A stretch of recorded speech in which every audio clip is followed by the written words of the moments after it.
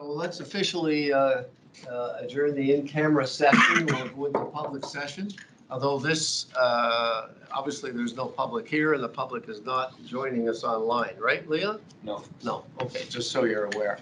All right, so another welcome to everyone, and we'll call the meeting to order. And perhaps we might want to reintroduce our new members. We should, for the record, so? yeah. Yeah, just for the record. So these extensive documents here. I'm happy to officially welcome to the panel 3 new members. You see their smiling faces on the screen here. And I'll start with David first because he's with us today in person. David Linster is a principal from the Planning Partnership based in Toronto. Over 35 years experience in a wide variety of landscape architecture, public realm projects throughout Canada, and in particular, a lead role initially in the public realm design for the West Don lands in Toronto and Harbourfront Centre, the Water's Edge Promenade, among many other things.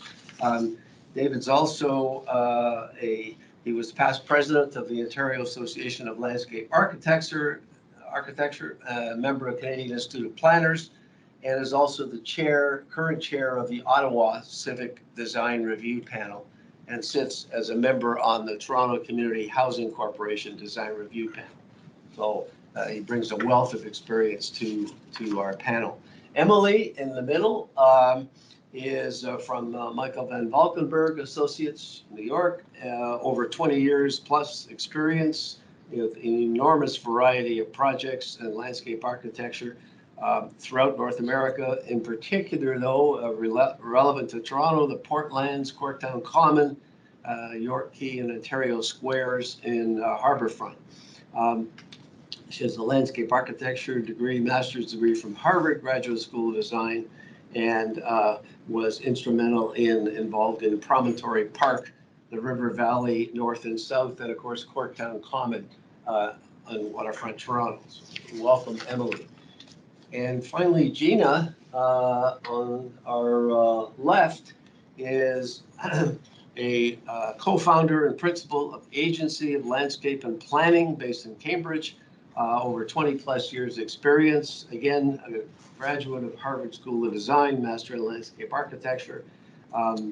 She worked extensively for Sasaki's landscape practice from 2003 onward to 2018, when she was, among other things, one of the first women principals of that firm. And then in 2018, she formed her own interdisciplinary practice called Agency Landscape and Planning, exclusively working on issues of public space, planning and design, and urban resiliency.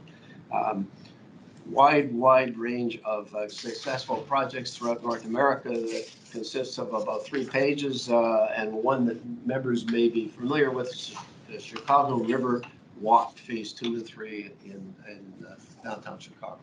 So welcome all members to our panel.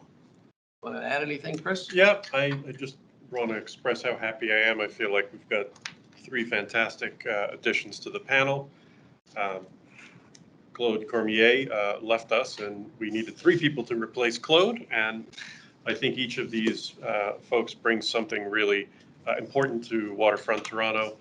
David's got a really deep history here. He's done some great streetscapes, including the West Donland streetscape for us many years ago. Emily is not from Toronto, but Emily's been designing parks in Toronto since 2005, and probably knows as much as almost anyone about building green parks in our city. And Gina was the lead for the Riverwalk project in Chicago, and I think brings a real strong knowledge about kind of linear open space systems. And those are sort of 3 things that Waterfront Toronto is very focused on delivering. So I feel like we've got a great alignment here and great advisors. So thanks again to the 3 of you for serving. I can add it. I hope for the April meeting, you could all join us here in person. Yes. It would make it obviously better for everyone. So again, thanks a lot. So let's just go through some general business. Approval of the minutes from our last month's meeting. Are there any comments, questions, changes? Nothing? Pat wants to move them. Seconder? Matthew? Okay, thank you. Today's agenda. Today we only have the one item on the West Don Lands, Block 313, Issues ID. But before I get into that, is there anyone who wants to declare a conflict of interest, or I might add, perhaps a disclosure, if you were involved in any aspect of this? Yes, Yeah, David. just to restate that I was the co-lead on the West Don Lands Public Realm Plan and implementation. So I do have some background there.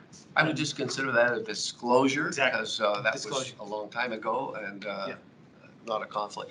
Any other panel member online with the disclosure or conflict?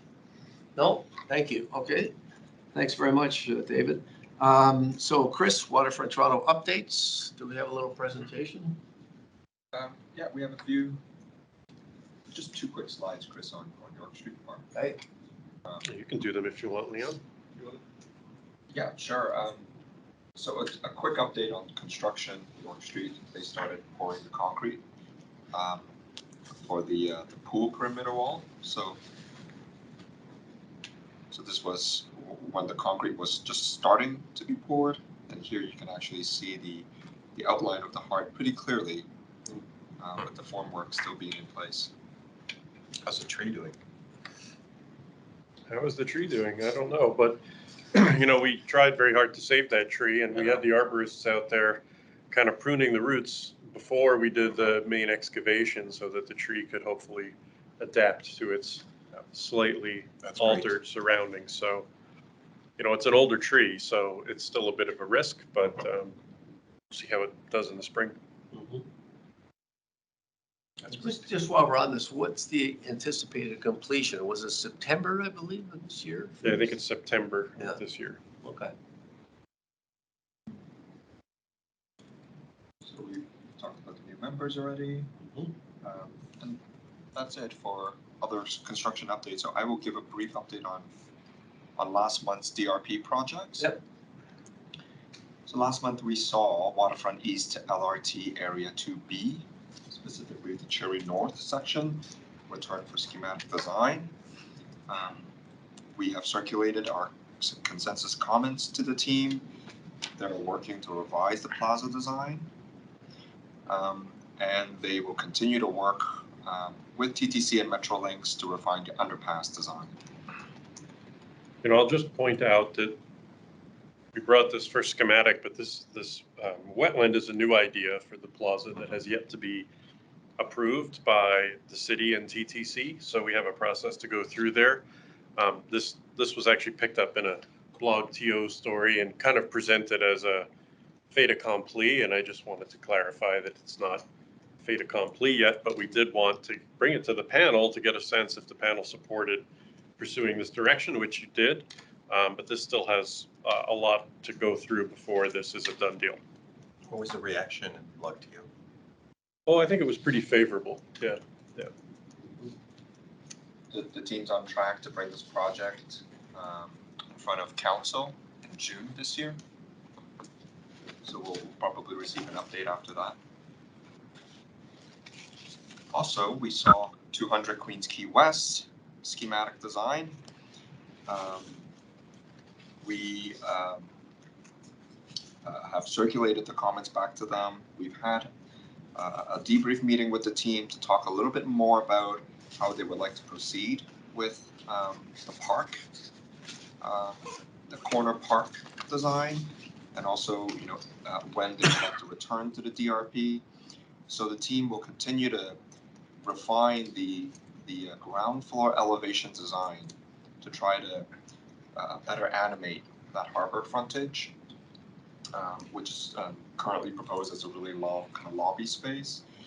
They will work with Parks and Forestry to advance the park design, and once they have formally submitted the site plan application, they will determine when to return for a detailed design presentation. provide some updates on the building, but specifically give a detailed design update on the park itself. For next month, we are looking at a couple of projects that are sort of on the draft list. First, we have PIC Core, Production Interactivity Core,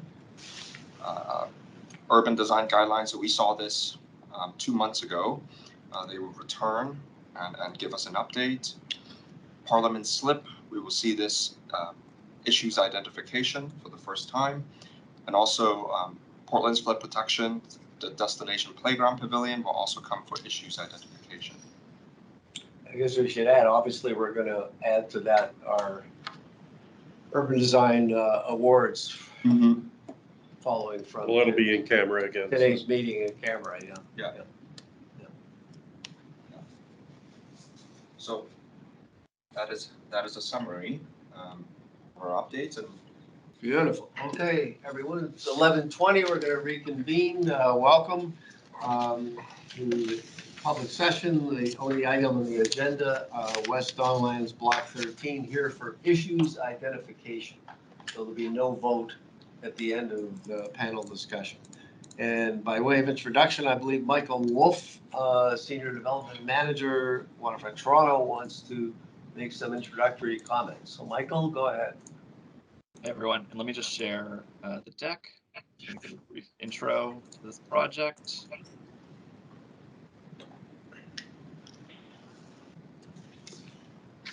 So that's showing up for everyone? Yeah. Okay, great. So yes, Michael Wolf with Waterfront Toronto. I'm also joined by Catherine Bailey and Deanne Mighton from the city. I'm going to give a brief intro to Block 13 in the West Don Lands.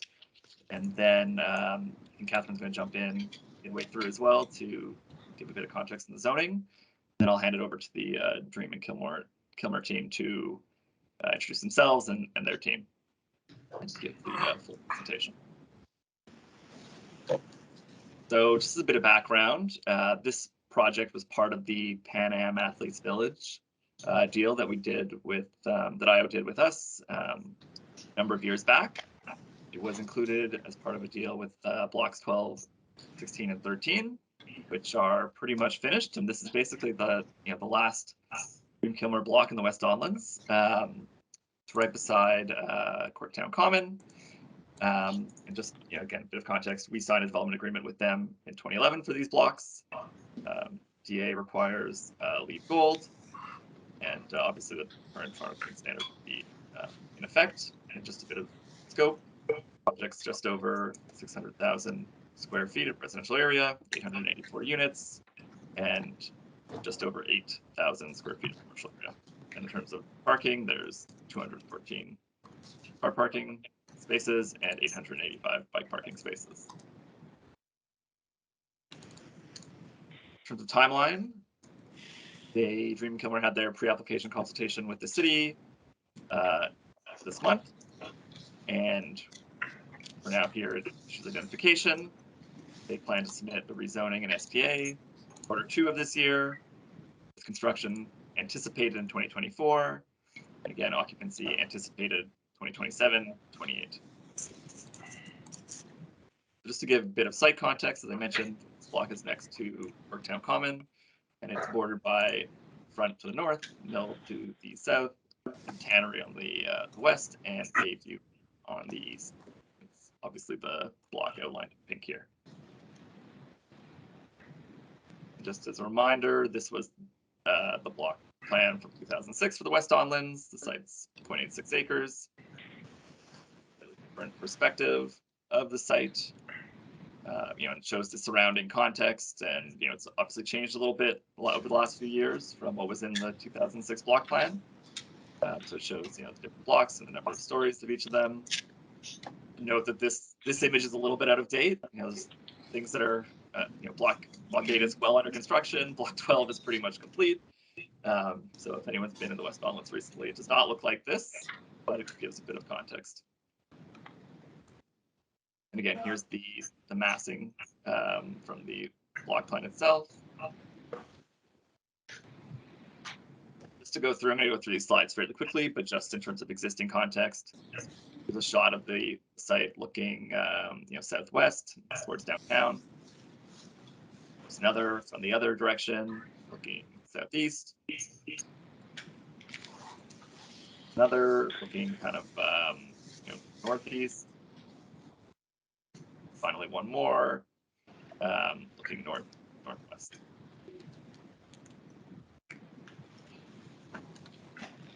And I'm going to pass it over to Catherine to just give a quick overview of the zoning now.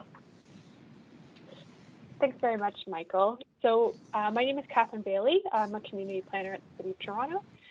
Based on our pre-application meetings with the applicant to date, our understanding is that this application will involve a rezoning component.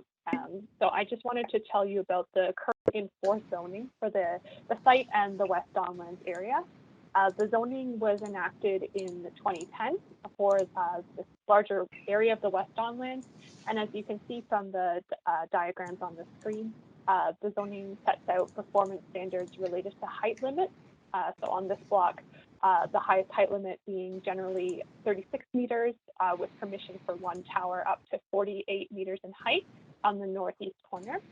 And on the next slide, there are details about certain setback requirements, step back requirements, and requirements for ground floor animation areas, which basically translates to sort of active retail frontages where you would expect and where it has already been established along Front Street. And back to Michael, thank you.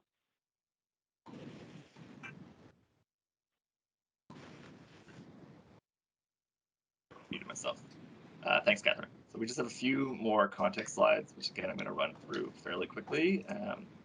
Given how much activity has taken place recently in the West Don Lands, we thought it would be helpful just to show some of the recent surrounding developments. So here's Block 12, which is just adjacent on the west side of the site.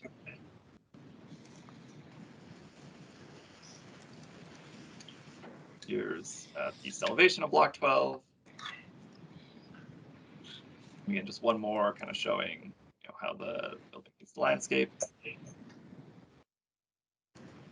Here's Block 8, which recently came pretty recently to DRP for detailed design. Most of you are probably familiar with it. And here's Block 20, just south of Block 8. This one was very recent, came just at the end of last year. All from the same team. Another one of the ground floor plan for Block 20. And just as a reminder, here is the kind of project approval process. Because this project is going for rezoning, we're going to go through a slightly different process, but it is a Stream 2 public land project, so it'll come for schematic design or to receive full approval, and same being for subsequent DRP meetings. And finally, just some areas for the panel to consider. Often we have two slides here, one from us, Waterfront, one from the city, but our comments were fairly similar, so we combined them together, and I'm just going to go through them all now. But the first one is the overall building massing well integrated with the built form context and public realm. Does the massing provide an appropriate relationship with the context on all sides, Front, Bayview, Corktown Commons, Mill Street, and Tannery? And then, you're going to see, not to spoil it, but the subsequent presentation will discuss some tower locations. We'd like to hear the panel's feedback on those locations, and then what recommendations does the panel have to ensure that additional height on Block 13 can be integrated successfully with the surrounding built form context, support the public realm and adjacent uses. Then does the panel support the proposed facade design, concept, and cladding strategy? Do the ground floor programs, configurations, and frontages support Front Street, Bayview, Corktown Commons, and the West Don Lands neighborhood as a whole? And what recommendations does the panel have to ensure the success of the ground level units? Access, parking, and loading well considered. And then does the panel support the streetscape and landscape design concepts? And finally, does proposed sustainability strategies meet Waterfront Toronto's objectives? Are there any other things generally that you think should be considered? And with that, it over to probably Jordan and Mark to introduce their team. Can I just add a question? Yeah. On the sustainability front, because this development agreement is so old, like how out of date are your sustainability requirements as compared with where you are now? Is it two iterations back or just one? That's a good question. This is Brandon Law from RWI. I can answer that, at least my understanding of it. This project is targeting an SBA before May 1st of this year, so Toronto Green Standard version 3 would apply. And it's my understanding there is no Waterfront Toronto minimum green building requirements as part of the requirements for the project. I think there is for on our end, but it would probably not be as, I think the Toronto Green Standard would probably supersede it now because our development was from 2011 and I think it required LEED Gold. Right. So then, We had modified green standards for the whole Pan Am project anyway, which were less than even the standards we had back then. I see, but so as was just stated here, because of the circumstances, in effect, it's the city's requirements that are gonna drive determine it. Yeah. Right. Okay, we're ready for the presentation. Can I just ask one question from the screen? What is the status of the school community center site that is just to the south of this block 13? Okay. Sure, I can answer. Unless, Catherine, do you want to take a stab, or do you want me to? Go ahead, Michael. Your info is probably more current. Yeah, I mean, to be honest, it was just what we heard at the recent meeting. I think the TDSB has put in a request for funding for the site, but they're waiting to hear from the province on it. So I think it's been expressed by many different parties that it's a priority, but it's still not approved. So it doesn't really have any status, is that what you're saying? Well, the site is being held for the school, so Yes. the site is secured, but I don't think there's any official funding for the school project yet. Yeah, I think the TDSB has put in their capital request, but it has to be approved by the province, and that's kind of where it is right now. Okay, we're ready. So I don't know, Gregory, are you going to lead off? I'm not sure who's going to do the presentation here. Is there anything Mark or anyone wants to say before I start? I'm happy to start. Yeah, I think what we'll do, folks, good afternoon or good morning. Thanks for today. We have with us a group of our design team, led by Gregory Enriquez Partners Architects out of Vancouver, and his partner Sean Lapointe, and from our landscape architecture firm NAC Design Strategy, we have Robert Ying and Terrence Lee. I believe Terrence is here. And from the sustainability side, you just met Brandon Law. And just a note about this particular block. This is our last residual block from the Pan Am Games back in the day, as Michael had described. So this is our last development block as well in the whole area as Dream and Kilmer. And so we're sad on one point because it is our last block here, but we're very excited to do something really worth remembering on this particular site. And I think you'll see that in today's presentation. So I think we'll start with Gregory.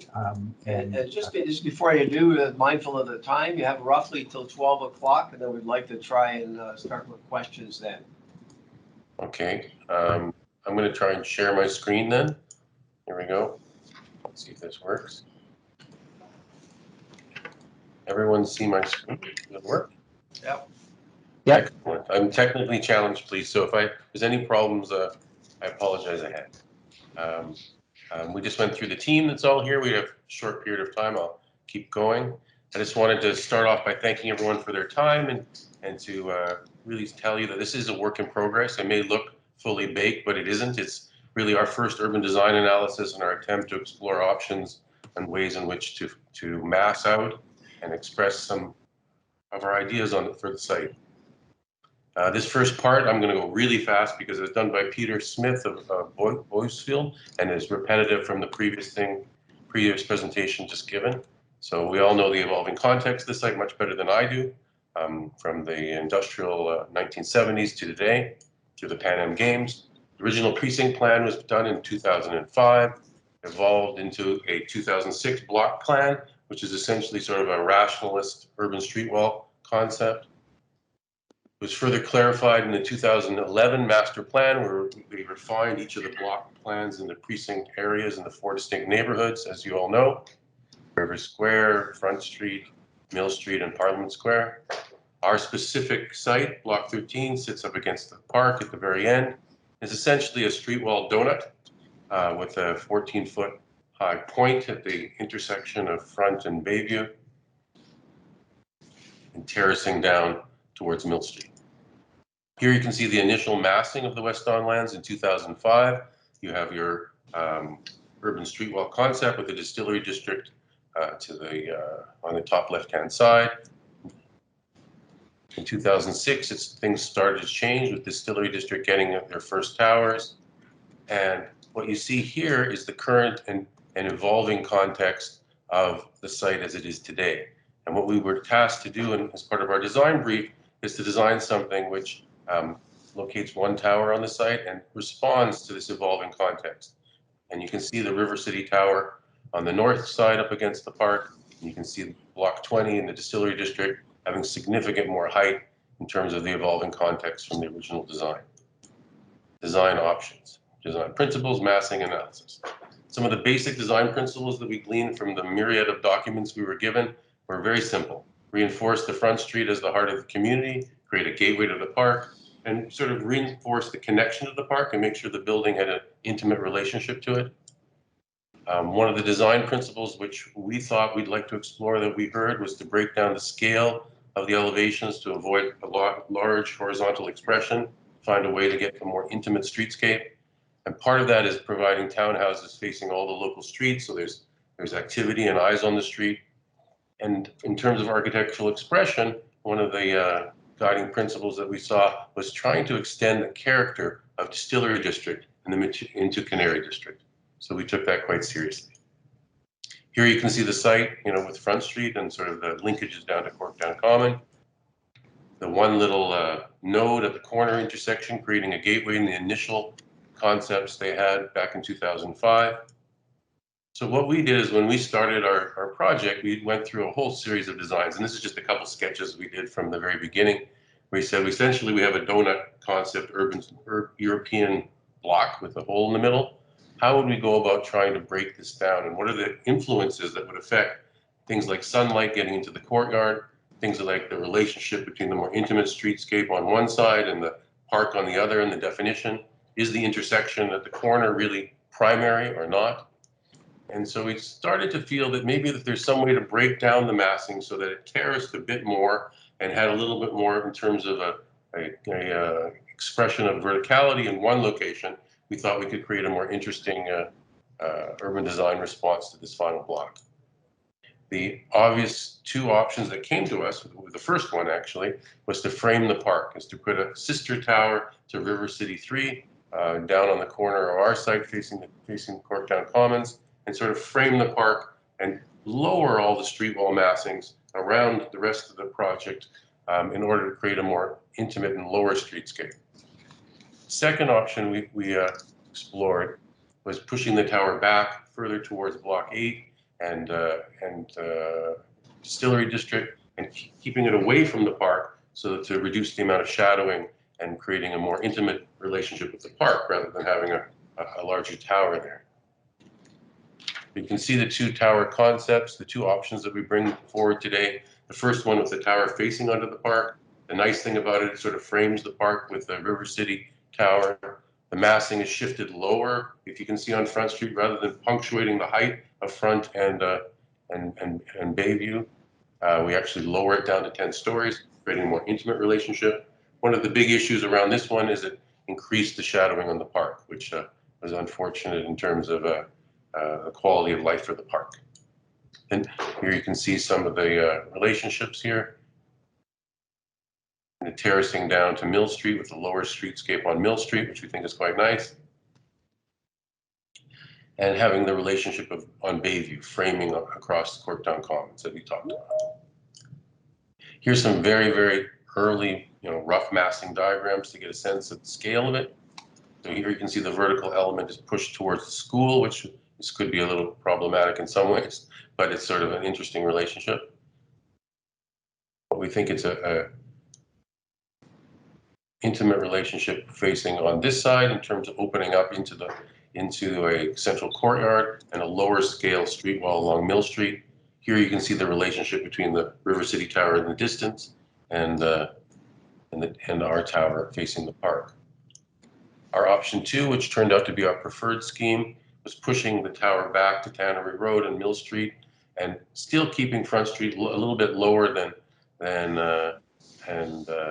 the initial ideas, with just a small little punctuation on the corner to acknowledge that node at the entrance, and terracing down towards Mill Street with lower terraces down towards 8 floors down along Mill Street, and creating a much more graceful relationship to the park in terms of shadowing.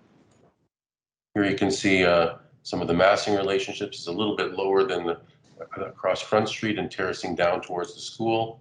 Here you can see the terraces as they come along and the more intimate relationship along Mill Street and the acknowledgement of the school as a smaller element, which you can see here. So rather than framing the park with, we actually terrace down from River City Tower down towards the school. So here's some initial early massing diagrams. Here's looking from the park up in the air at Front Street and Bayview. Turning the corner, looking along Mill Street here. In terms of larger street front elevations, we keep the consistent 12 to 14 story, 11, 12, 13, 14 story relationships along Front Street. Here you can see a silhouette from the train tracks, seeing the higher towers coming from Parliament, Distillery, Block 20, Block 8 down to our Block 13. So the 2 new options are the tower on the park, the tower pushed back, and we compared it in terms of its original policy massing in terms of shadowing on the park. Here you can see in June 21st, because of the nature of the location of the park, no real shadows hit the park until after 3 o'clock in the afternoon. The policy massing has no shadowing at 3 o'clock. Option 1 would start, the tower would start to crack some shadows, and our option 2 doesn't have any shadows on the park yet at 3 o'clock. By the time you get to 4:18, there's a little bit of shadow coming from the original policy massing, almost nothing from option 2, but the tower is starting to emerge in option 1. By 5 o'clock in the afternoon, on June 21st, just 5:18, our option number 2 is performing the same or better than the original policy massing. And by 6 o'clock in the afternoon, you can see how well option 2 performs, but there's still minimum shadowing in the summer. For the September solstice, we can see that it's not until 3 o'clock as well that shadowing starts to appear on the park. The policy massing has a little bit of shadowing up at the corner, and there's a tiny bit of shadowing with option 2 as well. As you come around at 4 o'clock, the taller element on the policy starts to shadow. Option 1 has a lot of shadowing by then, and option 2 is shadowing a little bit more than the policy. By 5 o'clock in the afternoon, we have significant shadowing in terms of option 1, and option 2 has the tower emerging, and there's still shadowing from the policy. By 6 o'clock, so between 5 and 6, everything equalizes out, and the sun disappears from that portion of the park. In terms of massing and articulation of the design, rather than express the horizontality like other buildings in the neighborhood, we decided we wanted to break down the massing in a much more intimate scale. And so we started to produce from this terracing a series of reveals, which created a vertical modulation, and also a series of pushing in and out of the streetscape where townhouses would come out to create a more intimate relationship in terms of the relationship of the actual pedestrian, and then pushing back at the corner in terms of the retail for like restaurants to spill out and creating a much larger seating area for a lively streetscape. In terms of our ground floor plan, all the retail is located up on Front Street as per the plan, and the rest of all the other city streets have townhouses on them with the access for parking and loading coming off Tannery. We don't have a lane, but we do have, that's sort of the only back street in that relationship. In this scheme, we've created a little sort of parquet, which is sort of off at the base of the tower, which sort of acknowledges sort of a little more space as it meets the ground on Mill Street, but there's townhouses that ring everywhere. As you emerge up, there's a continuous double loaded corridor which wraps around and links the tower element with the street wall element, and then it separates at a level 9, where the terracing on the street wall building starts to occur. On the upper levels of the street wall building, we have our amenity rooms, which have large outdoor decks, public gardens, and urban agriculture. Here's a cross section from Mill Street through to Front Street, showing the height of the tower at 31 floors, the 8-story street wall stepping up to 14 stories and 12 along Front Street. And here's some of the project data. We're about 600,000 square feet. And we have minimal parking at 214 stalls. 35% of the units are family, 2 and 3 bedrooms, with the majority of them being 1 bedrooms. In terms of design, we're in the initial stages, and I want to share some of our inspiration and the ideas as we evolve. This is a quote from one of my heroes from my childhood.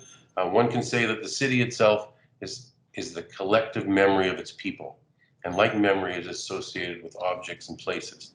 And although Aldo Rossi might not have expressed the design the way we're going to articulate it to you, we think some of the intentions are grounded in a real desire to make this of this place, and to bring back some of the culture and the story of this little restaurant, the Canary restaurant that existed on the site. We thought if there's some way to make this Canary identity come alive in some meaningful way, we could abstract it and make it help it inform sort of the expression of our building. So we started to, look at the motion of the canary and how it flies and the beautiful wings it has. And if there's some way we could abstract those wings and create elements for the outside of the building, maybe there's a poetic dimension to the expression of a typical building that could be somehow a little more inspirational in terms of the story of the site. One of the design briefs we were given from the very beginning is that they wanted most of or all of the units to have outdoor decks, and the issue of privacy between decks is something we always struggle with when we have lots of small buildings, small units. And so we thought if there's some way to make these privacy screens an expression of this wing, they could become a poetic dimension to give some identity to the building, be it a very modernist expression of a wing. The other advantage of these elements is they can be useful for solar shading. Passive solar shading is something we're doing more and more in all our buildings, rather than relying on using technology to reduce the heating and cooling of our buildings. In terms of heat recovery, if we can somehow get it at the source and create a real passive solar shading, that's something that's really meaningful.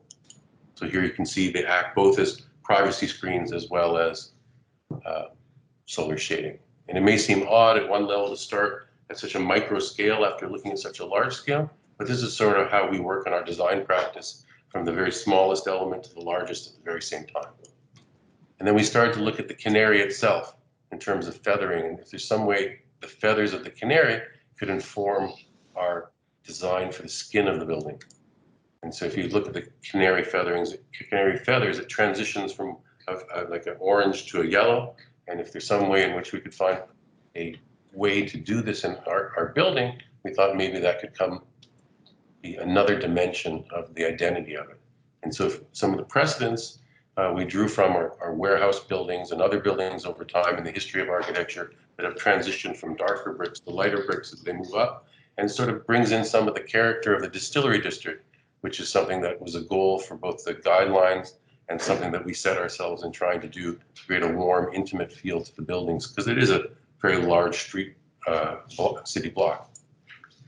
And we're currently working on a project in Toronto called Mirvish Village, and we've come to meet almost the entire precast concrete construction groups in the city, contractors, and we've fallen in love with the idea of precast concrete as an element to skin these buildings. And we think that it could be possible to use different shades of brick to start to create almost a tapestry of feathering across the building to give some identity and texture and warmth to what is a very large street wall.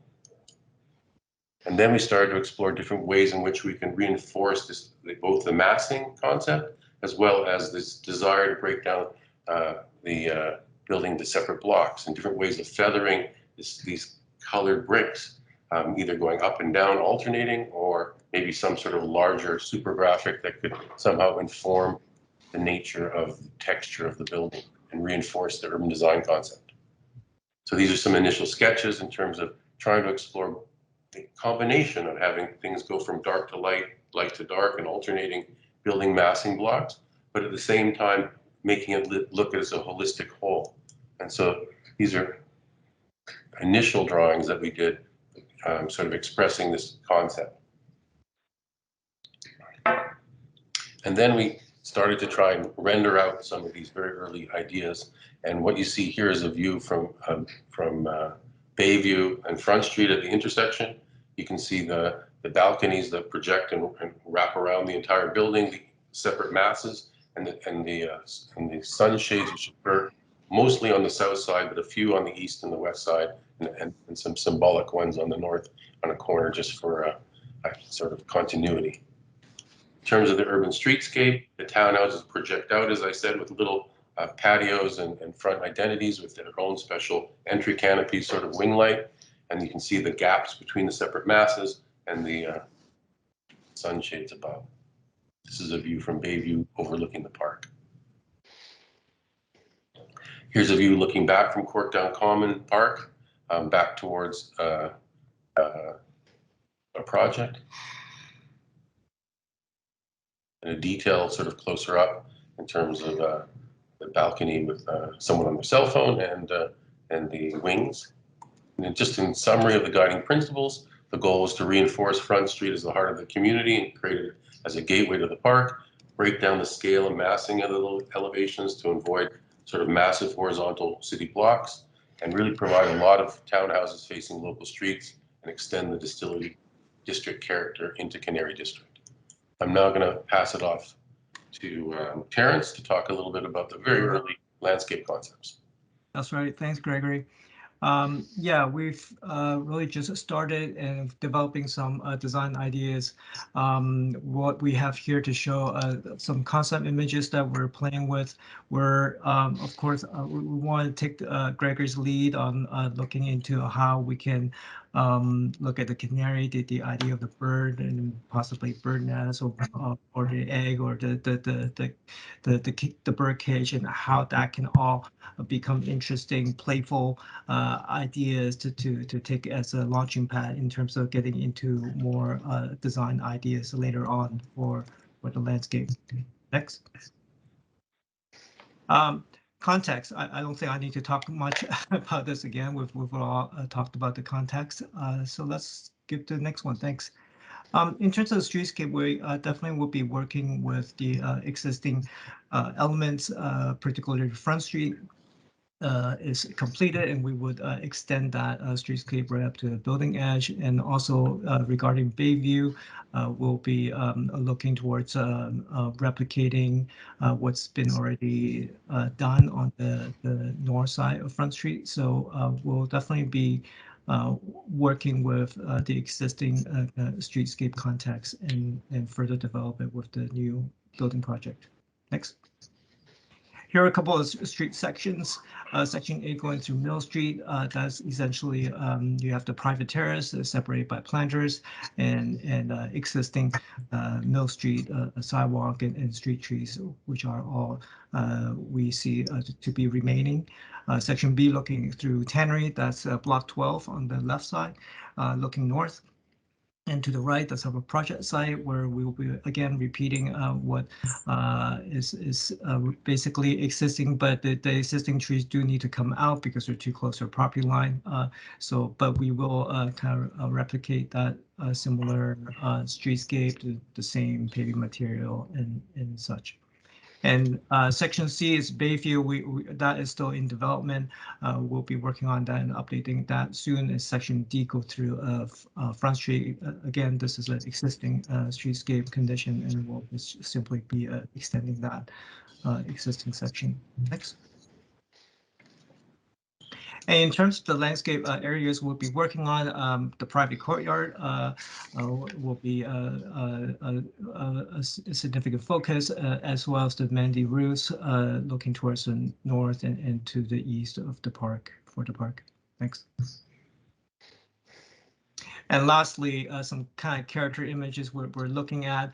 We'll definitely be approaching the courtyard as a private and kind of beautiful oasis type of garden, possibly kind of a beautiful path that walks through forested trees, as well as kind of expressing how this courtyard could be buffered and separated from different private terraces that will be fronting onto the central landscape. So these are just kind of preliminary images, character. Yep. Thanks. Sorry, Gregor. Sorry about that. Okay, so sustainability. So Brandon, I think you sort of answered it, but you want to go over the sustainability? Yeah, that's great. Thanks, Greg. Yeah, so very early days in the sustainability side, so I'll keep it relatively short here. But starting with just the minimum requirements, as I mentioned earlier, Toronto Green Standard version 3, at least tier 1, is a requirement here that will also take care of the requirements around the Ontario Building Code, minimum energy efficiency performance requirements. We have a LEED version 4 gold mandate here. We will be targeting at least a 24% cost reduction improvement over the National Energy Code 2011 building in order to kind of get the number of points that we need there to kind of keep gold well on track. But there are also, as I think Mark mentioned at the very beginning, there are also a lot of ambitions here. This being the last block for Dream Kilmer in the area, so we're in the early stages, and there's a lot of optimism around looking at geothermal in a very serious way, and also giving consideration to stretching to the Toronto Green Standard version 3 tier 2 performance thresholds. Either way, whichever way we go, really prioritizing the optimization of the passive measures, the envelope performance as much as possible before looking at active measures. So, and just in summary, I don't know if this is necessary, but the key principles we were hoping to achieve, contributing to enhanced public realm, as you can see along Bayview and Front Street, reinforcing the mid-rise scale of the street frontages, as well as locating the tall building element in the emerging small building context of the rail corridor, and minimizing shadow impact on Corktown Common Park. And we hope to create some exceptional housing units, wonderful views and wonderful outdoor spaces, and lots of daylight. That's our presentation. Sorry it took so long. Apologies. Great, thanks very much. You're right on time. So we're going to move to questions from the panel. And I think as a courtesy, I'm going to start with our guests that are online virtual. So Peter, do you want to kick it off? I actually don't have any questions. I'm exiting in 15 minutes, so I'm hoping you can put me first in line for comments. I will do that. Thank you. Bridget. Can I just ask for a clarification question? So you don't have townhouses on Tannery Road? Yes, we do. Is there a view of those townhouses? I'm just trying to, see, Here. is there an elevation where we can see that? Not in this package, but what we do have, we have townhouses here, and then we have the residential lobby, and then we have townhouses here, but we do have retail turns the corner, and then we have the loading and parking entrances off Tannery. Mm-hmm.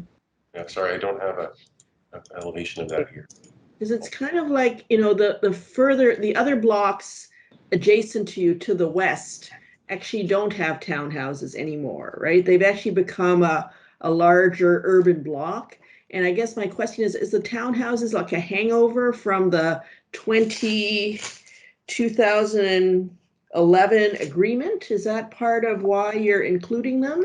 Because you're rethinking other things, but this piece hasn't been rethought. It looks like it's kind of still from that previous 2011 plan. Well, it's a really good comment, Bridget. I think one of the things we struggle with on projects that don't have lanes, you know, they don't have back doors, is there's lots of things that need to go in the back of a building, right? And so the loading is significant for a project of this scale, and the retail needs loading adjacent to it as well, right? And so you're trying to locate the parkade entrances and the loading. It's the only place we have is really Tannery. So we have the retail turning the corner, we have the loading and parkade that will service the retail as well as all the residents moving in and out. And then we've been trying to create a really sort of friendly Mill Street with having lots of townhouses facing the school, right? Because I think that eyes on the street is always good, rather than having entrances for parkades and things like that against the school. So Tannery really is our and I'm a big fan of townhouses myself. I don't know what else would you put there if you didn't put townhouses, Bridget. Question back to you. Well, I think we're just in a question period. I think it'll probably come up in comments. I don't want to take up too much time. It's just helpful to have comments right now. context. Yeah. Okay. Yeah, we're open to looking at it. Okay, thank you. Keep moving on. Emily, do you have any questions you want to ask? Yeah, I have a quick question. I appreciate all of the sun shadow studies. Were there any that were done for the interior courtyard? And then my other question is about wind, and if this is a time that you would be looking at wind studies as well. Yeah, we're just about to commit. Sorry, I don't answer yet, or how does this? I'm sorry, I'm a novice here. Do I answer now? Yes or no? Yes, we're good. We haven't done the wind studies yet. We're going to. We have done sun analysis, which isn't here. Obviously, the courtyard itself performs better with the tower facing the park, but we on balance we thought the public realm was more important than the courtyard in terms of that. But for the majority of the day, up until 3 in the afternoon, the sun's pouring in directly into the courtyard all through here, right? So it actually performs very well. Not as well as the tower facing the park, but it's purposefully opens up towards the south. Okay, thank you. Gina? Hey, yeah. Terrence, a question for you. Appreciate all the precedents and the discussion about the programming of the internal courtyard and the spill out space for the retail, but I'm wondering if you could talk a little bit about your sense of the streetscape programming and identity, kind of what's the intended character of that landscape and intended uses beyond the spill out. It's a really wide sidewalk, yeah. Yeah, it's the retail of course remains on Front Street, and the frontage on the townhouses wrap around the project. Like I mentioned before, we will be looking at replicating what's already built on Bayview to the north side, which is there will be landscape and planting in front of the townhouses and then separated by sidewalk and the street trees. We're working on that. That's coming. And Mill Street is essentially we believe we can preserve what's existing. So it's just the existing sidewalk with the existing trees that we're looking at preserving.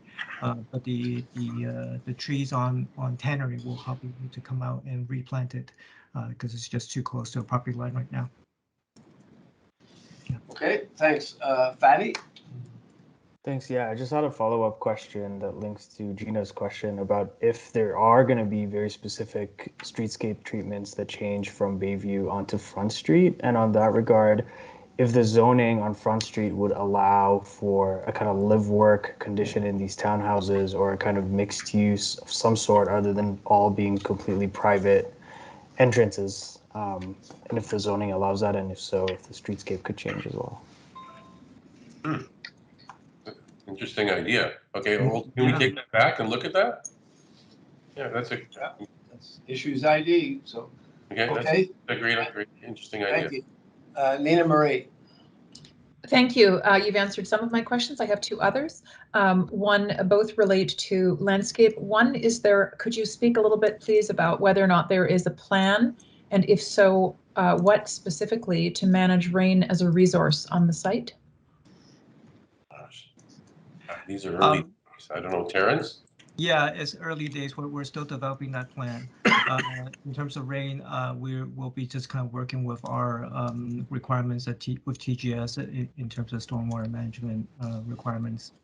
Not anything extraordinary out of the needs, but I think it's still early days right now.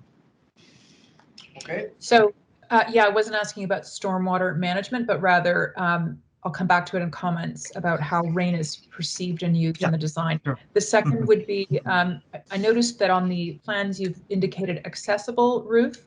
Could you speak a little bit more, please, about whether that roof is for programmed use? And if so, could you give us some sense of what that direction might be? Those roofs are meant to be private amenity roofs for the residents of the building. So those are primarily, I think, on the next one, Gregory. Next one? I don't know. I think it's the next one. Keep going. I'll keep going. Sorry. There. Okay, there we go. Yeah. I think these are the roofs that you're referring to. Yeah. So they're amenity roofs intended for private use of the residents. I think one of them is going to have a pool, and another one's going to be more for for parties and things like that, and one for more urban agriculture. We're looking at things like that. Okay, thank you. And then the third question. Very early days. You got another Yes, one? I understand. It's just it'll help contextualize feedback that hopefully you would find useful. The third question I have is related to the sun studies that were done. I just wanted to ask whether you had done them for both well, you've done the fall equinox, but did you also do the winter? I ask for particular reason about how people will use very limited public park space in the winter. No, we didn't. We've never done winter, but I guess we could do winter. We're coming from Vancouver, where we have no sun in the winter. I realize you guys have sun in the winter. We'll take a look at the winter. We will. Okay, well, we can talk about it in the comments. Thank you very much. All right, thank you. Winter. All right, I'm gonna, I think we've got everybody online now, so go, David, as a courtesy, here, first member. Yeah, thanks. Thanks very much. I just have a quick question on that Mill Street edge. I was struggling to connect your section A that I'm seeing, and I realize these are early days, and thanks for providing this level of detail. But I'm not seeing on the plans kind of spill out amenity space on Mill Street. Are we to assume that those townhouses on Mill Street then don't have a kind of typical kind of porch edge condition? Because the section in the plan don't seem to align. I guess. There you go. I'll put you to the end. Yeah. There are private terraces along those townhouses. They are going to be along here, you mean? Yeah, I was. Yeah, we haven't drawn them, but there is we do somehow the drawing got cut off at the property line rather than. Let us look at that. Okay. Let's Good. look Thanks. at that. Okay, Thanks, I'm mindful of our time, so let's keep going. Matthew? Sure. I just had a question about the courtyard. You mentioned that it's a private courtyard. Does that mean that it's only usable by the occupants of the building? And is there any way to walk through it from north to south, or is it one way in, one way out? We've had lots of comments about the courtyard. The courtyard is intended for the residents and will be private for them. It's not a public right of way. So the south piece is gated? It would be, yes. Okay. At some point. Oh, sorry. No questions. No questions. Okay, Pat. George? Yes, your drawings don't show precisely the massing relationship of your building to the partner on the north side of Front Street, but I have the impression that your bump up at the corner is lower than on the already built building to the north. Am I reading it right? Here, I'm going to give you the map. Hold on, I have it. I apologize. Here we have it. I think. Where am I? Am I I doing didn't this? see anything that showed them together. I think there's one. I don't know if it's in this package. So we go back. Where's the 3D? I'm sorry. Yeah, there's See a it. 3D. You can that's- sort of see it. You can sort of see it.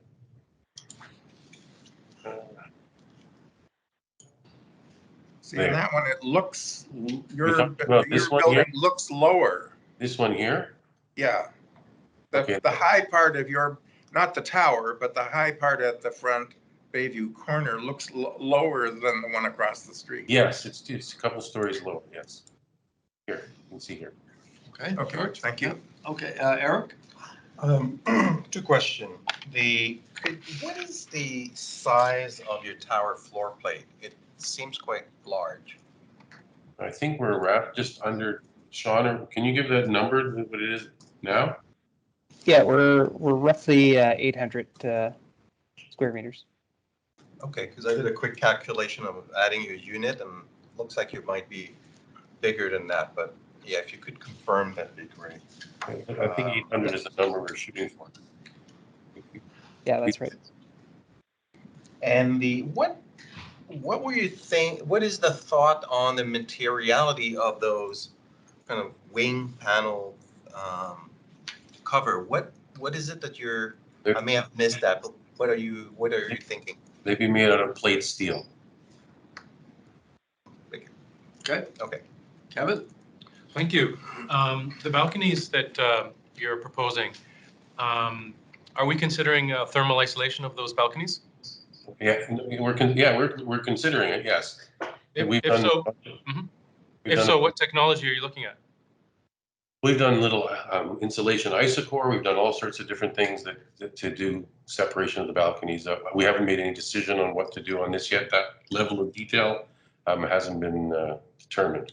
We've done steel ones. We've done all sorts of different balcony typologies. That level of analysis hasn't been done with our client yet. Are we thinking about a concrete structure? Yes, for sure. Thanks.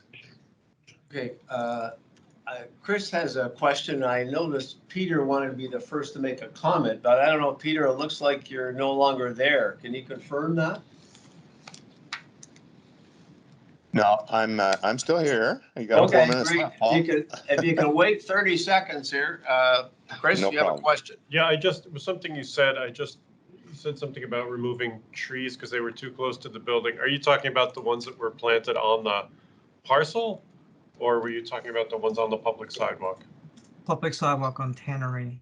They're sitting right on the property line right now. But we are intending to come back and replant them basically. Okay, so that's just Tannery where you're talking about the Yes, that's removal and the replanting. Okay, thanks. Okay, comments from the panel. Peter, take it away. All right, so first of all, the tower position in option 2 is the correct one, even though it does shade the courtyard during some critical times. I still think it's right because of the lesser impact on Corktown Commons. Secondly, I appreciate the animation, the elevations get from the shading device on the balconies. I'm not sure at what times of day they work. We didn't get much detailed analysis. Maybe we can have a look at that later in the next presentation, so I understand, what time of day they're providing shade and when they're providing sunlight on those balconies. Certainly, I'll just pick up on the request for thermal separation on the balcony structures. Gregory, we're doing that on all our projects in Vancouver now, and Toronto's a lot colder, so let's get on that one. And then my last comment is I'm not sure about the relationship between the buildings and how they address the street and the difference on Front Street, the curved corner and the different kind of elevation. I'm not sure about the relationship between the two. Perhaps there could be more detail and explanation next time we see the project showing why you've made that change. Are you deliberately trying to have a separate building typology on Front Street from the remainder of the block, or are they all cousins of one another? Okay. That's my comment. I'm actually quite pleased with the project. Okay, thank you. Thank you. Okay, I'll continue with our guests virtually. So, Bridget, are you still there? Yep, I'm still here. Yep. Yeah. I had a couple of comments. First of all, I actually think that if this site 13 is to be a gateway to the park, there needs to be a sort of echoing of the block on the north side with the kind of corner condition at Front and Bayview. So I think there needs to be some further attention to that, and maybe a taller piece at the corner, as George was suggesting through his question. Then I actually do think that the rethinking of the townhouse needs to happen. I guess I would love to see a more innovative way of addressing streetscape through live work, something else other than little townhouses. Even in the adjacent blocks, that was kind of removed after 2011, and it's a different scale. And I just think that how we address these north-south streets in this area is kind of really important. And I would really look to the block to your west, because you're really creating a streetscape together. I would ask that in future presentations, you actually do elevations of Tannery Road, and also street sections that go from the adjacent block all the way through to your project, so that we're really helping to think about the shaping of these north-south residential streets as being the core of this whole community. And there's just lots of precedents that are already there to look at. I just want to underline Peter's comment about the thermal bridging related to the balcony, especially given it's such a key part of the identity of your tower. And then I just feel like your Mill Street elevation just seems a bit awkward right now, and it needs to really anticipate a future school and community building and set up a kind of relationship to the south side. Even though we don't kind of know what the timing is, it's kind of one of the few public buildings in this area, really key in terms of the kind of community. And right now it looks like, it's hard to project because we don't have a scheme and we don't have a timeline, but I feel like you need to be setting up that building to actually be really a big contributor to the neighborhood. And then I just think the courtyard has issues. So for me, the fact that townhouses look onto the courtyard, I guess I would love to see a more robust form at the ground floor that might take more cues from some of the neighbors to the west. Thank you. Okay, thanks, Bridget. Nina Marie?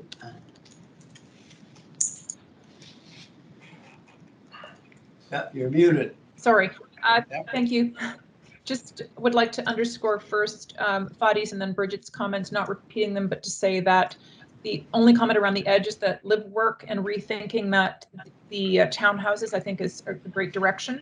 With respect to landscape specifically, we tend to think of summer sun as a gift and shade as a liability. That's changing, particularly at the time we do our modeling.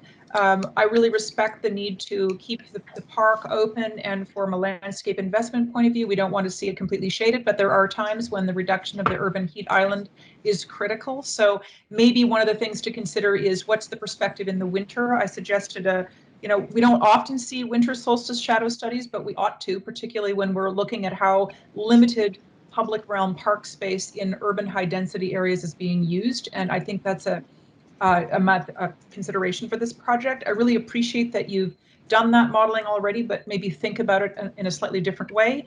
The urban heat island reduction is critical. So this brings me to the street tree conversation. I know this is a relationship with the City of Toronto. I really hope and encourage this team to work closely with the city around the Green Streets guidelines to look at ways to make use of this wide street around a diversity of street trees.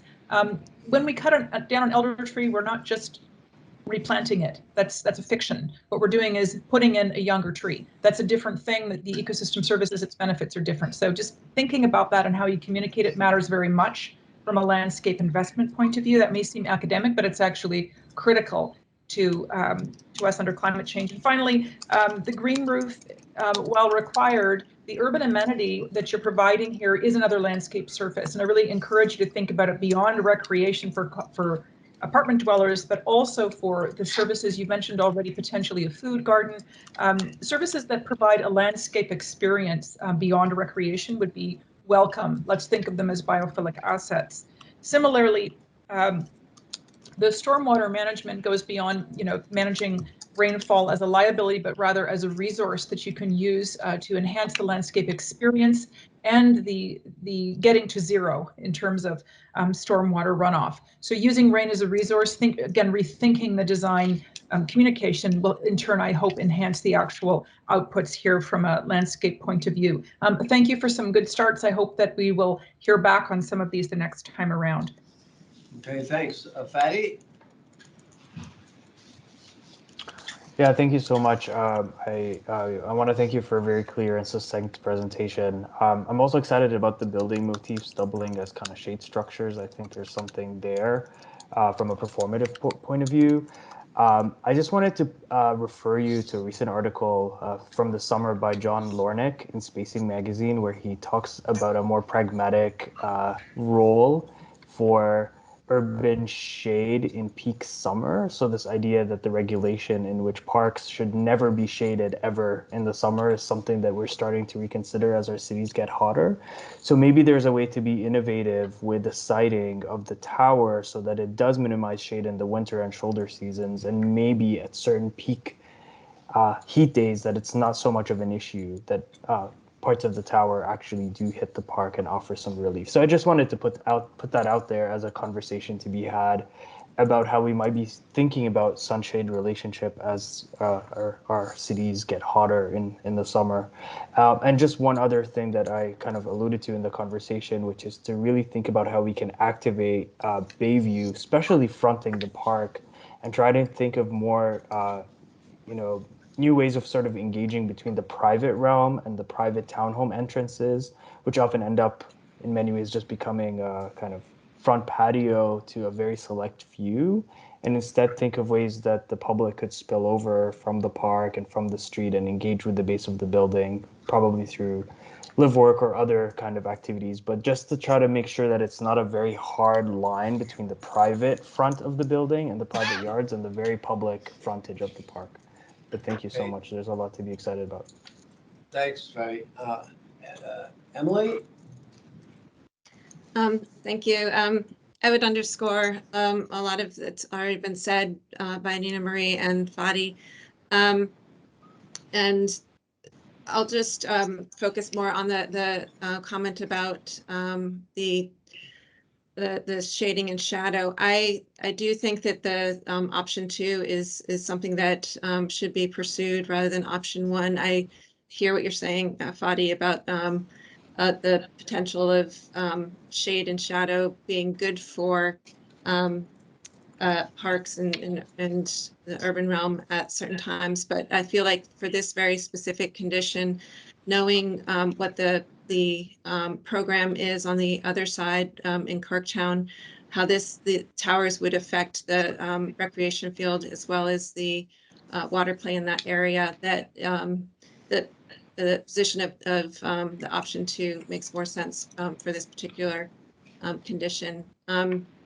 I also do want to underscore that it seems like there's a lot of opportunity for Bayview Avenue for much more of a kind of gradation of going from the park to the building and thinking about what the urban realm would look like there.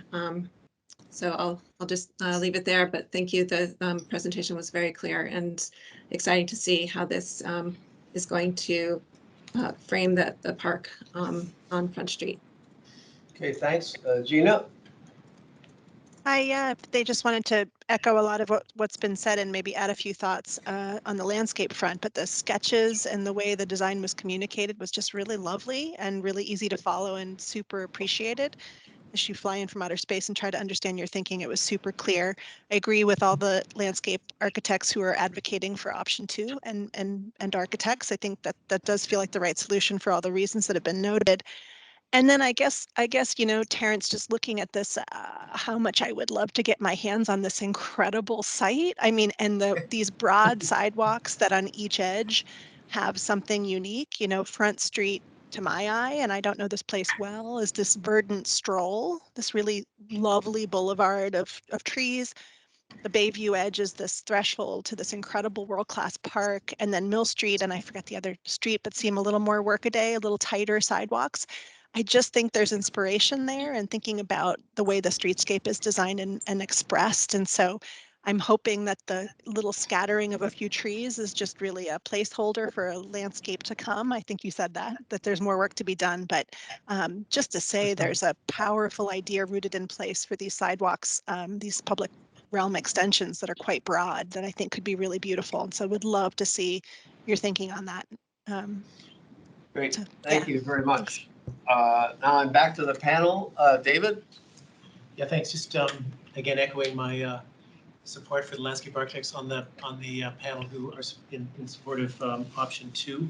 I think as Emily has pointed out, it's really critical for the park and the program there that, for example, the water play isn't shaded by buildings in the summer. That's not to say that there wouldn't be lots of shade by the many trees that are planted here. So I certainly support that direction. I do think as well, as other panel members have noted, that in my mind, the relationship of the townhouses, those kind of private amenity spaces and the public streets are not as, I recognize that this is early days, but I'm not seeing kind of the inspiration that I'm seeing in terms of the built form, the great kind of cultural references that you're talking about in terms of the skin of the building. And I think that it's worth it's worth actually diving into that issue more here in the last building that's going to be built, because I think that there are some lessons to be learned in the West Don Lands for that condition where it's been not as successful as we had, I think, initially hoped. I was just walking around there the other day. There's, in many cases, the screens of those porches seem low to me. We're relying on plant material to screen the higgledy-piggledy arrangement of kind of lawn furniture and mismatched pots and various things. So I think that whole piece needs to be really thought about, the base of the building, how the public spaces relate to it, what is that private and public realm interface. And then finally, I think the park itself is a great inspiration from a natural heritage perspective. It was based on, drawing from, Emily can speak to this much more coherently and eloquently than I can, but it was really drawing from the natural heritage of this area, the great wetlands that were here at one time. And I think that dragging that idea up onto the building, as Nina Marie had also kind of referenced, would be worth considering, into the courtyard, really connecting this in a very strong and powerful way to Corktown Common. Okay. My Thanks, David. Matthew, we'll just go around. Yeah, thanks, Paul, and thank you for the presentation. I wanted to encourage the design team to think about the memory of this place and the site in a way that goes beyond just the Canary restaurant, or for that matter, the Palace Street School. This area has been occupied for thousands of years and was at one time one of the most fruitful places in the Great Lakes area with the Don River. And echoing the landscape comments about how do we think about rainwater in a way that can be accepted as a gift, but also how can we think about the design of the building that relates to this unique site. It's a one-of-a-kind site. It's the last one that's in this area. We have an opportunity to think about it, to think about memory in a way that goes beyond Canaries. Canaries are not even from this continent. So think about all the animals, all the inhabitants that have been here for thousands of years to encourage your design to move forward. Great. Thank you. Pat? Yeah, it's so interesting that you say that, because I was going to say, yeah, I appreciated the presentation that used the kind of history of the site as a way of kind of grounding the project. But yeah, absolutely right. That it's just not going back far enough. But as an approach for developing an architectural idea, I kind of really appreciate it. I appreciate the vertical massing of the building. I appreciate where the tower is. Just a heads up on the tower. once you've done your wind studies, you'll probably find you've got lots of wind at the base of it. In Toronto, we have this nasty built form where we always put towers on podiums. So I'm pretty envious if you can figure this out where the tower comes down to the ground and has that kind of pure massing about it. But just a heads up that, you know, you'll meet some resistance from the city and obviously from your wind analysis. I think the coloration of the building is really great. It actually adds another layer of richness to the facade. And the idea, whenever, you know, Toronto is a balcony city. So whenever there's an opportunity to mitigate or to calibrate the kind of microclimate of the balcony, I think it's really welcome, so that those are outdoor spaces for very small units that are really kind of are needed. I'm not, just again, I would just suggest that, particularly if you look at slide 73, Leon. And I know it's really early days, but I'm not sure that the feather or the wing is actually going to work, because you're getting another roof condition that I don't know that you're going to actually be able to clean. And Toronto gets really gucky and really ugly in the winter. It's not like Vancouver. We get a lot of dirt and dust. And so the surfaces of those canopies that are kind of sliding in under the balconies, I don't know how you're going to get to them to sort of maintain them. It's just a kind of completely practical comment, but something to think about as you develop the kind of design of the balcony enclosure. Thanks. Great, George? Okay, I have, thank you. I have a few thoughts.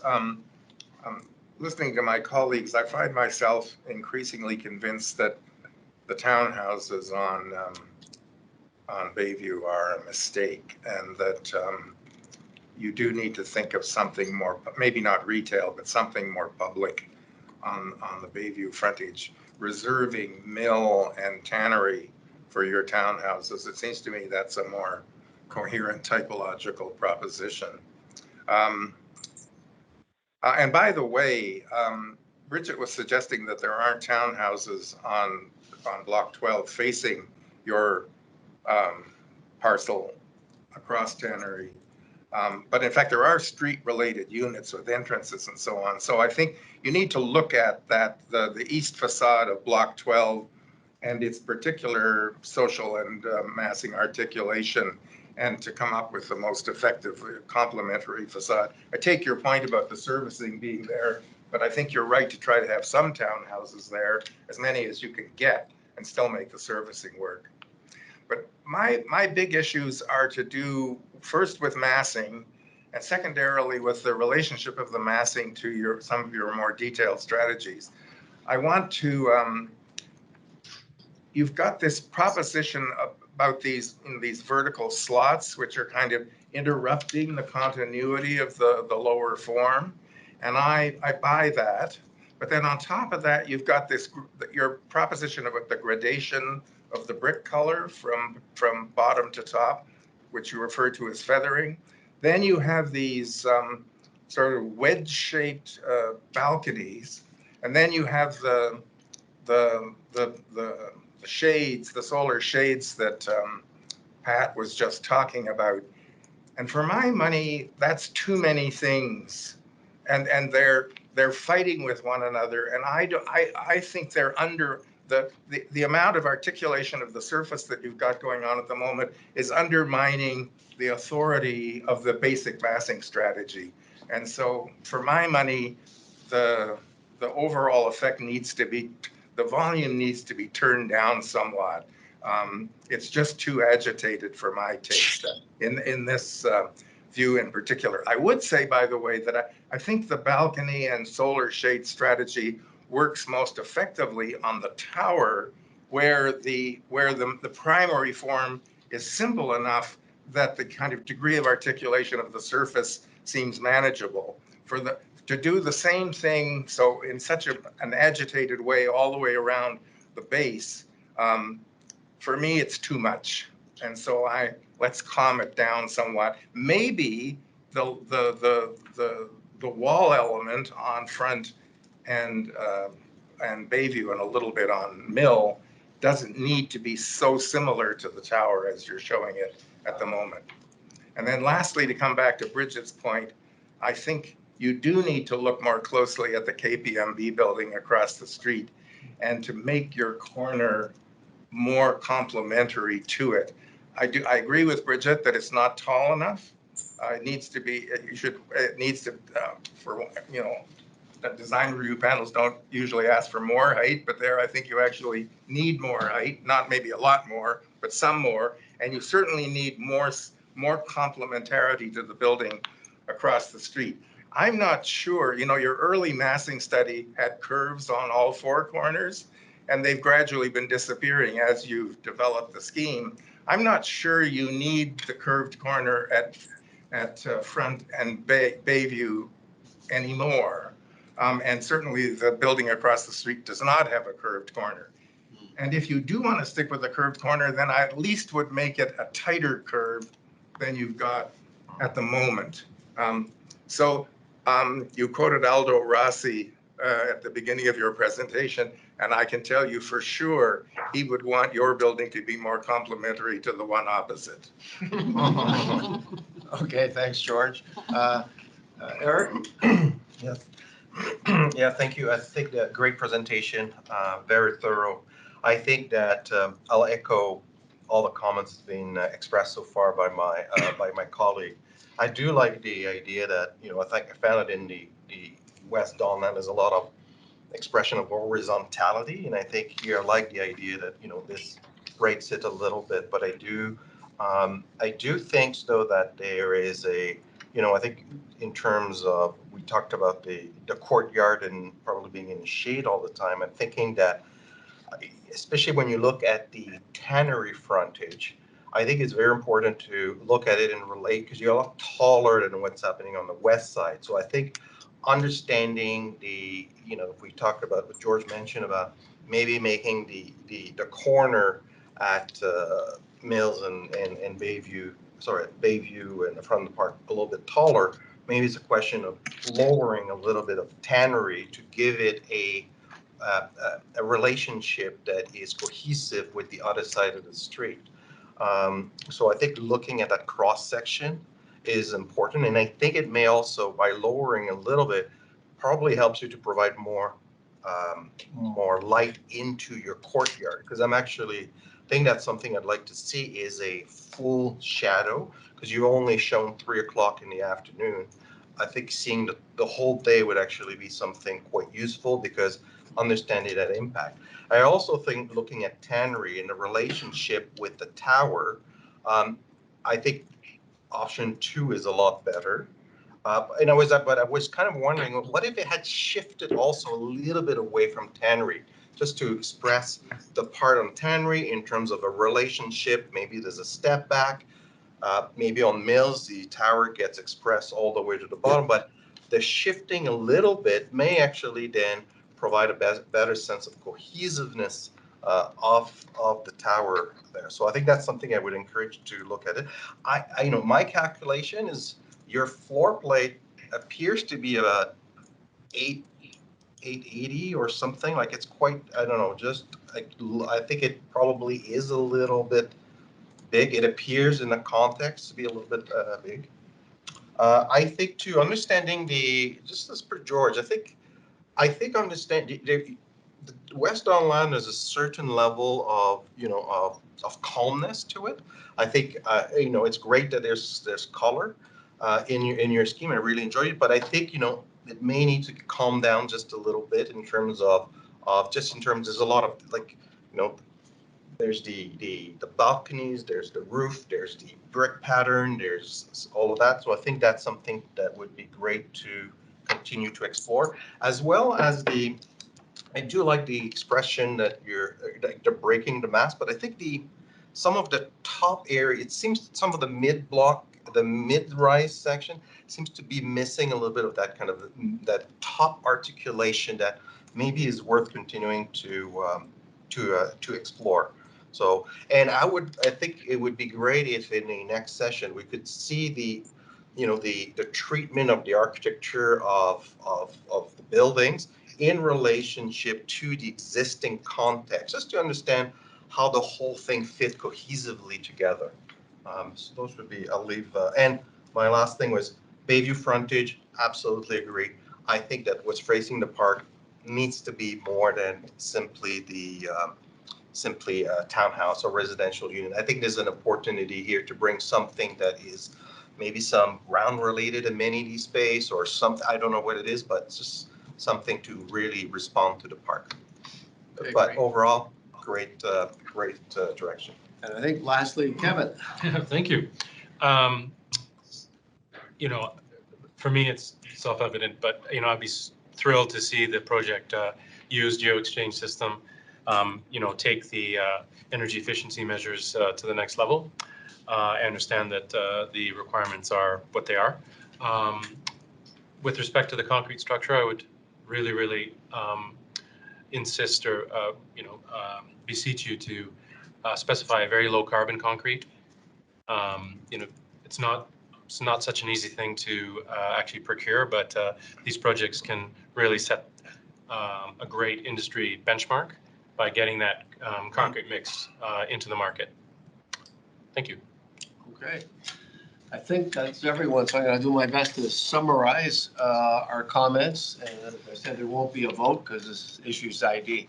So I think generally there's pretty strong support for what's called option 2 in your scheme. We appreciate all the work that you've done to take us to this level. There are several themes that have come out from many people. One, in no particular order, I think various people are saying we need a stronger building element at Front and Bayview, and a suggestion that it can certainly take more height at that very, very important corner. One of our members used the phrase, I believe, to activate Bayview. And I think that's really, really important because I realize the area is not built out now, but when I walk up and down Front Street, it feels like there's not enough people there. You need that critical mass. You need the activation on Front Street because it's a very prominent street that has huge potential for its public realm and streetscape that leads into the park. The other general comment about rethinking the townhouses in relation to various things. One, look at the elevation of Tannery Row, look at the elevation of the block to the immediate west. The suggestions I think were made, it would be really helpful in the next presentation for you to include elevations of Tannery Row on both sides of the street and cross sections of those north-south streets throughout the immediate block to the west in the West Onlands to help us understand what's the best solution for Tannery Row. The comment regarding anticipation of what Mill Street, what the relationship of Mill Street will be to the future school, I think is a really important one. Nobody knows what the school is going to look like or feel like or the built form or mass of it yet, but it's going to be across the street from a future school. That much we know. And so I think some further work about how that is going to work and what that relationship is would be something that would be very important. A lot of comments on shadows, suggestion that it would be really helpful to see shadows throughout the entire day, not just the afternoon from 2 or 3 o'clock on till 6. So how do the shadows affect the courtyard? And frankly, at all seasons, a comment made about the winter shadows that I think should be included. I realize the city of Toronto generally is spring and fall equinox is the usual benchmark, but let's get the whole picture. With respect to street trees, public realm, obviously a maximization attempt to retain street trees that are there and not just take them out and replant them or replace them with very small new trees as a key feature throughout the block. Also, a really important comment about thinking about the memory of this site, not just to the Canary restaurant and the symbolism of the canary, but for hundreds and even thousands of years in terms of the indigenous community and how that site and how these lands were a very important part of previous settlement there. in terms of heritage, not just for people, but for animals and for water and the importance of all those elements and how they relate to the site. With respect to balconies, a lot of comments. Thermal bridging goes without saying. And I think some very useful comments made about the proposed, I guess, sun-shade relationship of the covers on the balconies. I think Pat mentioned the comment, dead right. This time of year, Toronto is filthy from the winter grime, and I can't imagine how you would clean those covers on all those balconies. And I think they would just start to look really terrible over time, unless that was given a lot of attention. An important comment made about, I guess, too many elements in the building massing, and a suggestion to, rethink that, to calm them down. With reference made to color, to material, to perhaps the distinction between the tower itself versus the base. All of those things need to, I think, be thought in much greater detail, in the sense that maybe you have just too many things going on that will take away from the impact of this.